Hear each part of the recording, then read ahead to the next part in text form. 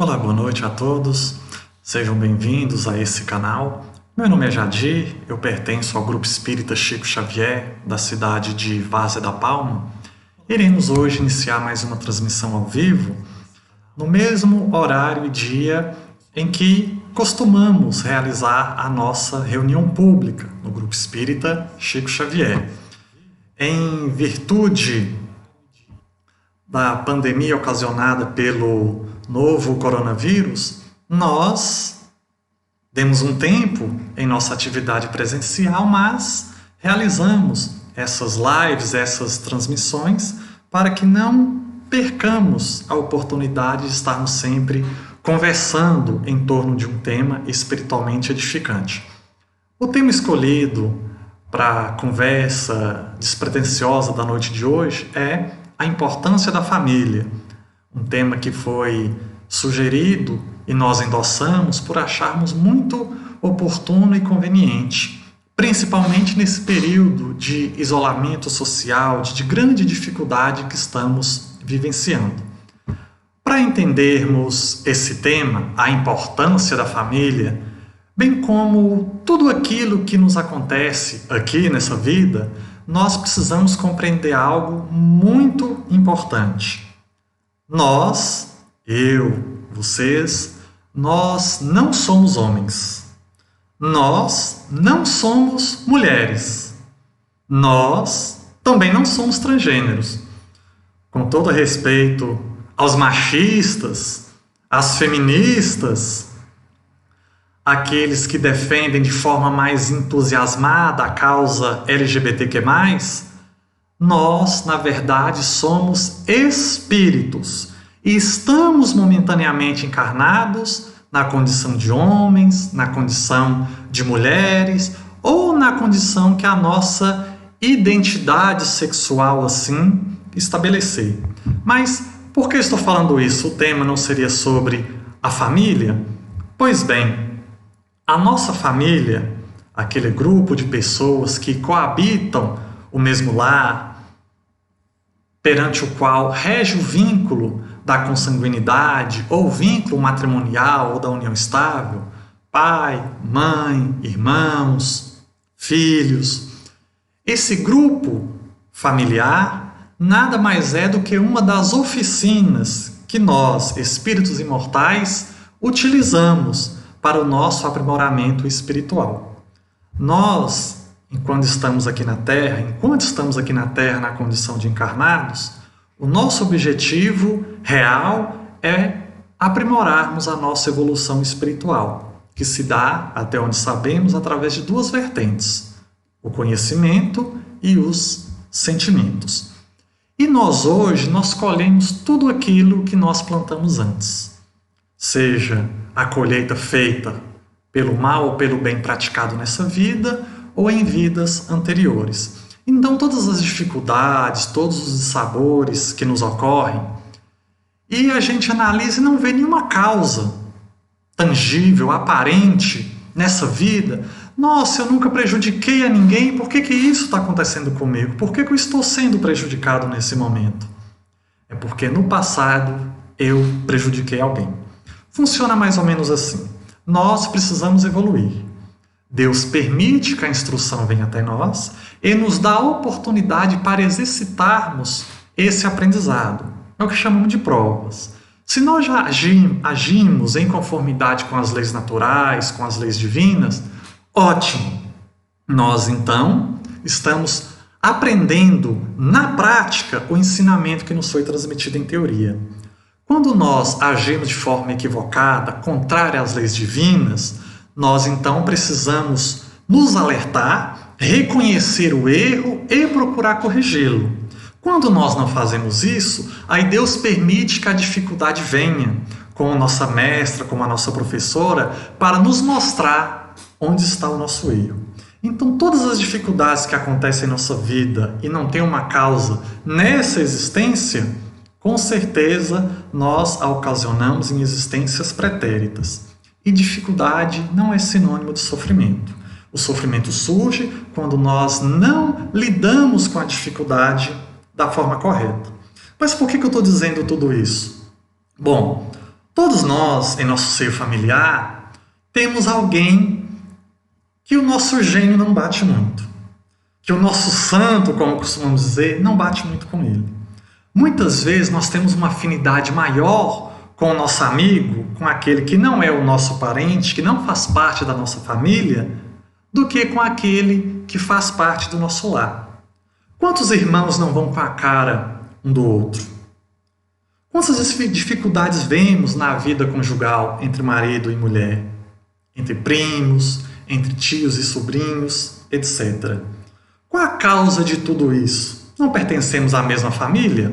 Em tese, então, nós deveríamos nos amar, nós deveríamos, então, estarmos bem, de bom ânimo com todos. Mas a gente observa que não é isso que acontece. Na verdade, existem dois tipos de famílias. A família consanguínea e a família espiritual. Então, existem dois tipos de família. A família consanguínea e a família espiritual. A família consanguínea é aquela que faz parte do nosso grupo familiar, que de forma clássica é constituída pelo pai, aliás, pelo marido, pela mulher, ou pelo companheiro e pela companheira e pelos filhos. É a família consanguínea, que muitas vezes é composta também por membros adotivos. A adoção hoje é muito usada. Graças a Deus, nós estamos começando a compreender que o vínculo afetivo independe do vínculo consanguíneo, da hereditariedade. E nós temos também a família espiritual. Qual a diferença? A família espiritual é formada por seres, por espíritos que se irmanaram no amor. Espíritos que se amam fraternalmente um ao outro e estão cumprindo uma missão conjuntamente aqui na Terra, seja no seio da família consanguínea ou não. Já a família consanguínea é aquela constituída pelos nossos familiares, que podem ser o nosso amigo espiritual ou não, podem fazer parte da nossa família espiritual ou não. Como nós, em regra, não somos seres, digamos, muito bonzinhos, não somos anjos, nós já erramos muito no passado e continuamos errando muito no momento atual, nós criamos com os nossos semelhantes um vínculo mais negativo do que positivo. Então nós temos mais desavenças do que vínculos fraternos. Então, na maioria das vezes, a nossa família consanguínea não é constituída apenas por nossos familiares, a nossa família espiritual. Não são apenas entes que amamos verdadeiramente que constituem a nossa família. Não são espíritos afins. Espíritos afins é diferente de alma gêmea. Alma gêmea não existe. Pode existir uma alma que geme, alma gêmea não. No sentido de dois seres que se completam. Dois seres, então, com a individualidade imperfeita, incompleta, e precisa de um para completar o outro. Não, existem espíritos afins, que construíram um vínculo afetivo através dos mesmos sentimentos e dos mesmos pensamentos. Em linhas gerais, obviamente, porque ninguém é igual a ninguém. Pois bem, essa família espiritual é a nossa verdadeira família. E a família consanguínea é mais um instrumento que Deus utiliza para que nós possamos corrigir os nossos erros com aquelas nossas desavenças do passado. Imaginemos o seguinte: alguém, por uma desavença qualquer, por uma briga de trânsito, num momento ali de explosão, acaba matando o seu semelhante. E ele não se arrepende dessa atitude. Matei, mato mesmo, comigo não se brinca. Olha, ele cometeu algo espiritualmente equivocado. Nos dizeres das religiões, ele cometeu um pecado. Como Deus vai fazer para que ele aprenda que esse ato é errado? Deus não pode condená-lo ao inferno eternamente por um ato. Cadê a bondade e a misericórdia divinas? Deus é justo e bom. Ele precisa fazer com que essa pessoa que cometeu esse equívoco enxergue o erro e procure reparar o mal causado ao seu próximo. Se ele não se despertar ainda nessa existência para esse erro e buscar a sua correção, ele pode vir numa existência futura como pai daquela pessoa que ele acabou tirando a vida. Então, olha que interessante, muitas pessoas perguntam, mas se a reencarnação existe, por que eu não lembro das minhas vidas pregressas? Por que eu não lembro de quem eu fui na existência anterior, na Idade Média, na época do Cristo, onde eu estava? É porque se nós lembrássemos de todo o passado, do nosso passado delinquente, não teríamos condições emocionais de trabalhar com ele. Olha o amor da mãe. O amor da mãe é incrível, não é? Lembro de um amigo meu que me dizia, Jadir, o amor da mãe é inigualável. O amor do pai não chega aos pés do amor materno. Jadir, mãe com aço é manhaço, pai com aço é paiaço. O amor de mãe é muito grandioso. Mas já imaginou se a mãe, embalando ali o seu filho recém-nascido, lembrasse que aquele foi o assassino que lhe tirou a vida em outra existência? Com certeza o seu emocional ficaria abalado. Então, é mais uma premissa da bondade de Deus nós não lembrarmos, por enquanto, das nossas vidas pregressas. Então, a família, como tudo aquilo que acontece em nossa vida, do nascimento ao túmulo, não possui uma finalidade em si. Tudo o que acontece em nossa vida é um meio para nós evoluirmos espiritualmente. Então, meu trabalho não é apenas para eu ganhar dinheiro, é para eu evoluir espiritualmente, agindo da forma correta, com toda a ferramenta que eu possuo. É uma oportunidade que eu tenho de aprender, de servir, de amar, de ser menos rude, menos impaciente. Então, a família é muito importante para a evolução do espírito. Como eu costumo dizer, os nutricionistas falam que o café da manhã é a refeição mais importante do dia. E a família é a refeição mais importante para o espírito encarnado. É a ferramenta primeira e mais importante para o nosso crescimento espiritual. Porque nós precisamos nos valer da família para nos reconciliarmos com aquele parente, com aquele irmão consanguíneo, com o nosso esposo, com a nossa esposa, ante as dificuldades que nós observamos. Porque lá fora nós somos anjos, vestimos a máscara social que oculta com um véu muito tênue, é verdade, os nossos defeitos. Mas em casa nós mostramos quem realmente somos. Enxergamos aquele membro familiar como ele realmente é. É uma oportunidade ímpar para, ante a dificuldade observada, eu procurar fazer a minha parte para que aquela desavença, que com certeza é fruto de atos pretéritos, eu e aquele familiar que não nos damos muito bem, com certeza nós nos prejudicamos mutuamente no passado e precisamos nos valer dessa condição de estarmos habitando o mesmo lar, como membros da mesma família, para apararmos as nossas dificuldades. Lembremos do Evangelho. Jesus disse, reconciliai com teu inimigo enquanto estás a caminho com ele. Porque senão você será entregue ao juiz, o juiz te entregará ao ministro da Justiça e você não sairá da prisão, enquanto não pagares o último ceitil. Enquanto eu não me reconciliar com o meu próximo, eu não vou sair da prisão. Que prisão é essa? É a prisão da consciência pesada. A prisão de ter que enfrentar aquela dificuldade que eu criei no passado e agora preciso corrigir. Preciso aplacar o ódio com o amor. E Deus utiliza não só da família, mas de vários e vários artifícios para operarmos essa corrigenda. A atração sexual é uma delas. O sexo, ele existe para ser mais uma ferramenta de amor entre os seres. O sexo, a prática sexual, não é apenas para satisfazer os nossos desejos carnais. Não, muito pelo contrário. Além da reprodução, o desejo sexual serve justamente para aproximar dois seres que precisam desenvolver o amor fraterno, o amor sublime em seus corações. Certa vez perguntaram ao Chico, Chico, o que o senhor acha do sexo antes do casamento? Olha que interessante. Chico, o que o senhor acha do sexo antes do casamento? E o Chico sabiamente respondeu: ah, meu irmão, nada nos é proibido, mas sem amor nada vale a pena, nem o sexo e nem o casamento.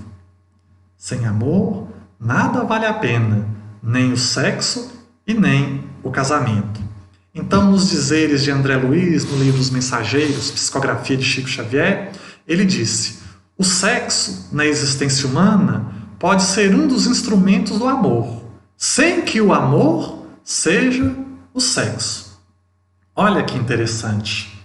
Então, o sexo é mais um instrumento de aproximação entre os seres para que eles possam desenvolver o amor fraterno que deve uni-los.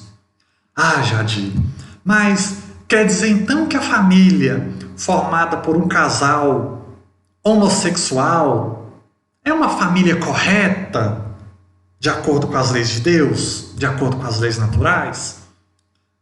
Prefiro não me aprofundar nesse assunto agora, porque eu precisaria trazer um embasamento mais profundo, até para que minha opinião não seja confundida com nenhuma manifestação preconceituosa. Mas, independentemente da orientação sexual, se entre esses seres houver o amor fraterno, espiritualmente esse vínculo familiar está correto. Vocês já ouviram falar nos trisais? Isso mesmo, trisais. Os que são trisais? São casais formados por 3 pessoas. 2 homens e uma mulher, ou 2 mulheres e um homem. Inclusive, a justiça já reconheceu legalmente a existência dessa união estável. E aí, como ficamos?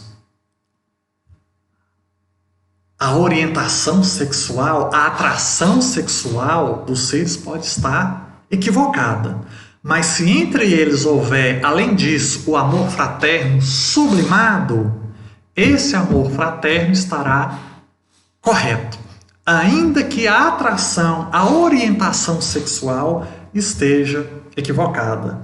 Quantos casais heterossexuais são sexólatras? Vivem um para o outro apenas pelo sexo. Eu já vi muito e muito, não só de homens, mas também de mulheres. O que segura casamento é sexo. Sexo de manhã, sexo à tarde, sexo à noite. Olha, você quer uma esposa ou uma amante? Você quer uma companheira, uma amiga, alguém com a qual você possa abrir o seu coração, expor as suas fraquezas, as suas dúvidas, buscar um instrumento de Deus em sua vida para o seu aprimoramento espiritual, ou apenas uma máquina de satisfação libidinosa? Os nossos sentidos, a nossa sensibilidade, ela ainda é muito obtusa para a realidade espiritual. Nós temos muita dificuldade em compreendermos os valores, os princípios espirituais edificantes, os sentimentos espirituais sublimados. A nossa bússola moral, ela é muito falha, ela está muito mal orientada.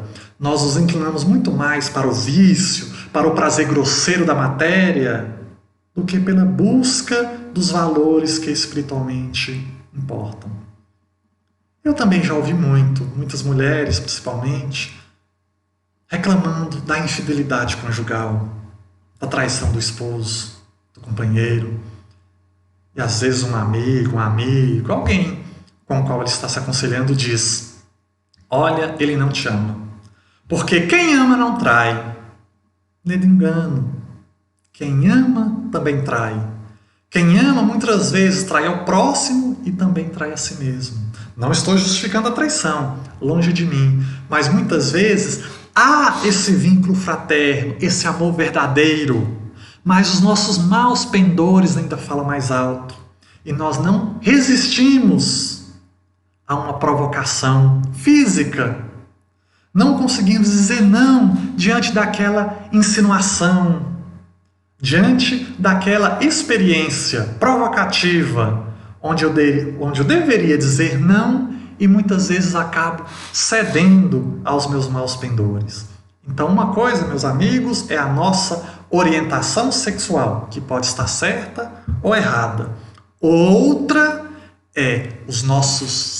melhor dizendo, os nossos sentimentos fraternos que desenvolvemos com os nossos familiares. Ah, mas o casamento é muito difícil. O casamento possui várias e várias dificuldades, quem é casado sabe. Um livro muito importante no meio espírita, chamado Estudando a Mediunidade, do autor Martins Peralva, elenca os casamentos em 5 tipos. Nós temos os casamentos afins, os casamentos transcendentais, os casamentos provacionais, os casamentos sacrificiais e os casamentos acidentais. Os casamentos afins são aqueles formados por 2 espíritos que se amam verdadeiramente, muito acima da paixão, do desejo, do amor conjugal, que nada mais é um processo de hipnose para que aqueles espíritos encarnados possam se aproximar e, através do vínculo matrimonial, possam desenvolver o amor fraterno. Teríamos também os casamentos transcendentais, que são casamentos entre 2 espíritos muito elevados que se unem aqui na Terra como marido e mulher para o desempenho de uma missão muito nobre. Temos os casamentos provacionais, que são a maioria, que são 2 espíritos que já se prejudicaram no passado, que não gostam um do outro, mas têm a oportunidade de reencarnarem como homem e como mulher, para que assim, através do amor conjugal, que é temporário, possam edificar um para com o outro o amor fraterno. Segundo Martins Peralva, os casamentos provacionais compõem a maioria dos matrimônios da Terra. Os casamentos sacrificiais ocorrem quando um espírito de ordem mais elevada encarna como marido ou como mulher de um espírito menos evoluído, e ele vai agir como um orientador, num processo de mentoria em relação àquele espírito menos elevado. E a última opção, a última classificação dos casamentos acidentais são casamentos que não estavam programados no plano espiritual, mas mesmo assim eles se casaram. Por qual motivo? Por variados. Por interesse matrimonial, interesse sexual. A gente observa muito isso em relação aos artistas, que muitas vezes casam e se divorciam celeremente. Nós observamos que esses espíritos, na verdade, na maioria dos casos, não tinham uma missão como marido e como mulher, mas se deixaram levar por sentimentos menos elevados, pela paixão, pelo desejo sexual, pelo interesse patrimonial, e acabaram se unindo em matrimônio, constituindo um tipo de casamento chamado casamentos acidentais. Muito interessante essa classificação do Martins Peralva. Um espírito amigo chamado Inácio Ferreira, ele nos disse certa vez o seguinte, que o prazer de amar supera o amor pelo prazer. Olha que interessante, o prazer de amar, a satisfação, a alegria de nos amarmos uns aos outros fraternalmente é muito maior do que o amor que temos pelos prazeres transitórios do mundo. Mas nós ainda preferimos dar muito mais importância a esses sentimentos fugazes da matéria. Então devemos sempre e sempre buscarmos transmutar a nossa família em um educandário de amor e um educandário de paz. Gostaria de dar um pequeno aviso. Eu vou tentar, na medida do possível, responder às perguntas que me forem formuladas. Eu estou utilizando de forma sincrônica o YouTube para transmissão, para a realização da transmissão, como canal de transmissão, e um outro aplicativo, um outro programa para gerar todos esses slides, para gerar também a transmissão. Então, fico aqui com um olho no gato e outro no rato. Na medida do possível, eu posso estar respondendo, tá bom? Pois bem, então, como eu disse, a família é o primeiro educandário do espírito. E se há algum problema em nossa sociedade, na maioria das vezes ele foi originário na família.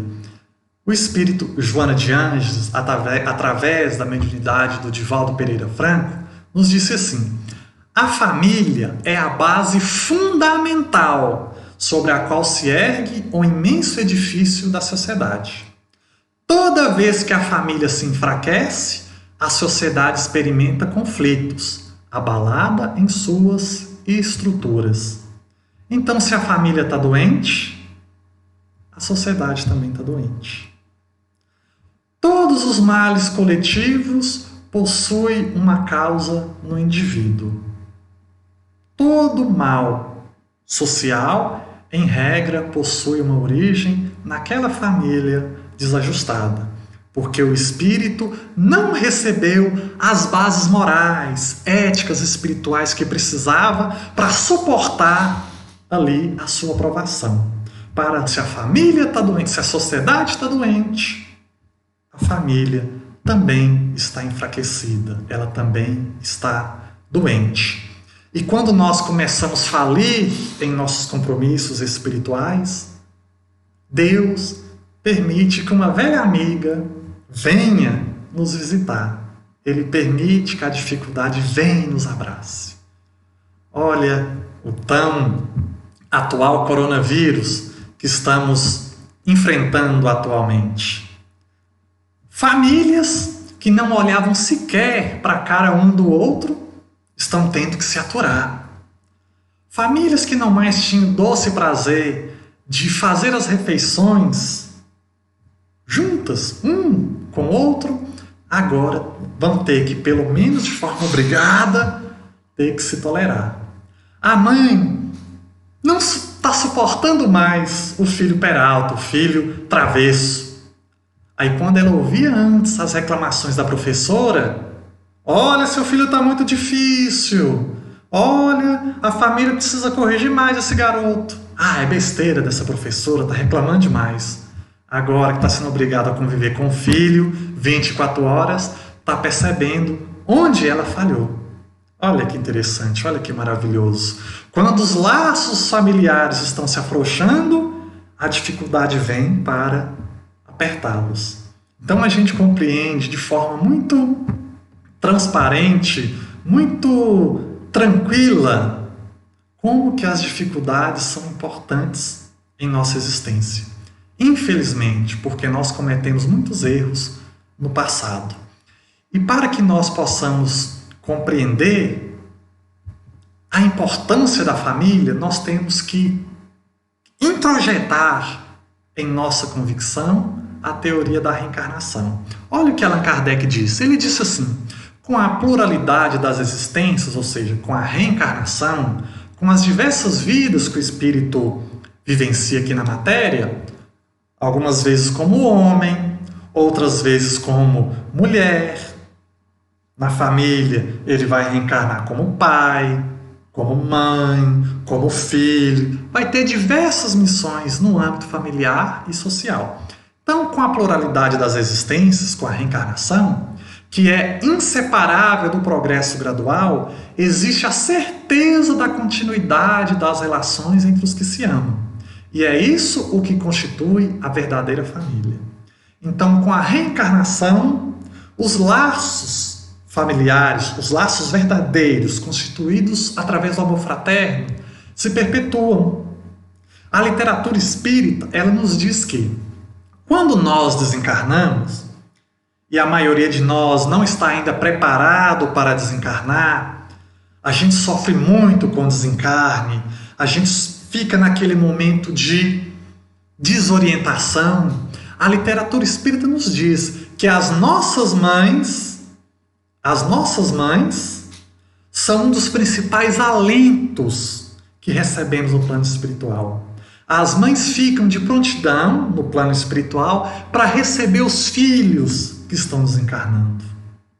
E quando os filhos estão ainda aqui, trabalhando na matéria, as mães são um dos principais seres que os auxiliam. Então o amor de mãe é tão poderoso, é tão forte, que permanece após o fenômeno da morte, do desencarne.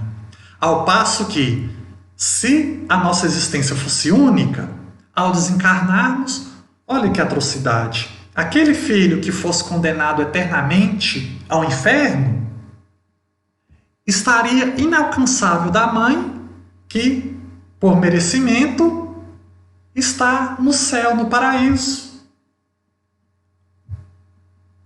Em qual situação Deus, o ser sublime, infinitamente amor e justiça, poderia separar um coração de uma mãe e um coração de um filho?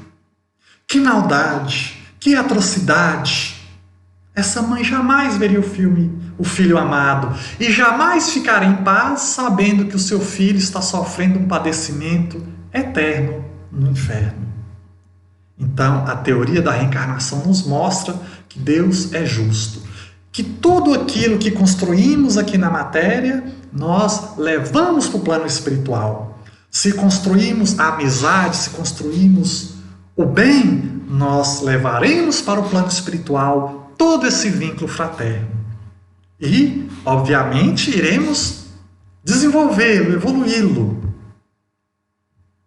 Pelo contrário, se nós cultivarmos a inimizade, essa inimizade nós iremos também levar para o plano espiritual e precisaremos trabalhá-la. Então, meus amigos, minhas amigas, a família consanguínea, a família material é apenas um laboratório de aprendizado para o espírito. A nossa verdadeira família são aqueles seres que amamos. Então não importa se a nossa família material é uma família tradicional, formada por pai, mãe e filhos, se é formada apenas por 2 irmãos, ou se é formada apenas por uma pessoa. Quantas e quantas pessoas não moram em um lar sozinho? Se ele se ama e procura igualmente amar o próximo, aquela é a sua família. Porque o amor fraterno, o amor divino, não se adstringe a nenhuma forma de origem humana. O homem pode amar, a mulher pode amar, o homossexual pode amar, a criança, o velho, o idoso, o inteligente, o menos intelectualizado. O amor divino é universal, porque ele é essencial para o nosso crescimento espiritual. E Deus não deixa ninguém distante, sem a oportunidade de desenvolver esse amor em si. Então, família é uma ferramenta para o nosso aprimoramento e para o nosso crescimento espiritual. Aquele parente difícil, tenhamos tolerância, que procuremos aparar as arestas, que possamos diminuir essa repulsa, essa inimizade. Quantos irmãos estão há anos sem se falar? Quantos maridos, quantas mulheres sequer olham de forma amável, de forma terna para o seu cônjuge? Quantos pais brigados com filhos, quantos filhos brigados com pais? São espíritos que estão falindo nessa abençoada oportunidade de se aproximarem pelo amor. Então, nós colhemos tudo aquilo que nós plantamos. Nós, como disse a nossa amiga Maria Nilce, nós somos herdeiros de nós mesmos. A nossa família é formada por aquele grupo que eu preciso estar para crescer espiritualmente. Muitos dizem, eu estou na família errada. Gostaria de ter reencarnado numa família rica, numa família onde todos me amassem, onde todos me venerassem, onde todos estendessem um tapete vermelho. Certa vez eu li um santinho de um candidato, uma das frases mais sábias que eu já ouvi na minha vida. No santinho desse candidato dizia assim: eu não vim essa vida a passeio, eu vim a trabalho. Ninguém está aqui a passeio. Todos nós viemos e estamos nesse mundo a trabalho. O trabalho da nossa lapidação espiritual. E a família é a nossa primeira oficina. É o nosso primeiro educandário. Meus irmãos e minhas irmãs, agradeço muito a atenção. Agradeço muito essa oportunidade de estarmos refletindo sobre essa instituição tão importante para a sociedade encarnada e principalmente para nós, como os espíritos imortais, que é a família. Cuidemos melhor dela. Nos momentos de dificuldades, que possamos nos aproximarmos ainda mais fraternalmente como seres imortais que precisam, de acordo com os ensinamentos do Cristo, nos amarmos uns aos outros, como Ele mesmo nos amou. Para finalizar, uma historinha muito interessante que eu ouvi certa vez de um artista, duas historinhas. A primeira, uma artista, uma atriz muito famosa disse que perguntaram a ela, qual é o segredo para um relacionamento feliz, para um relacionamento conjugal feliz? E ela respondeu, é nós nos colocarmos no pior lugar que existe. Tá? O segredo para um relacionamento conjugal feliz é nos colocarmos no pior lugar que existe, que é o lugar do outro. O nosso egoísmo faz com que essa tarefa seja um grande desafio, seja enormemente dificultosa. Eu me colocar no lugar do outro, o lugar mais difícil que existe. E uma outra historinha muito interessante, também que eu ouvi de um artista, ele compara os seres humanos a um agrupamento de porcos-espinhos. No frio, nós sabemos que para o animal se aquecer, ele procura se aproximar um do outro, para se proteger do frio, do vento. Só que o porco-espinho, ele tem espinho. E quando eles se aproximam, o espinho de um começa a incomodar o outro. Aí eles se afastam, porque não suportam mais os espinhos. Mas o frio está intenso! E eles voltam novamente para se aquecer. Só que os espinhos tornam a incomodar. E eles então se afastam. E é nessas idas e vindas que nós estamos na condição de espíritos. A dificuldade faz com que nos aproximemos para trabalharmos as dificuldades, os erros, o karma que temos um em relação ao outro. Mas quando nós não suportamos mais a dificuldade, a gente se afasta. Mas Deus cria uma nova condição para nos aproximarmos. Então, o que devemos fazer? Apararmos os nossos espinhos, para incomodarmos menos ao outro e para sermos seres espiritualmente mais sociáveis.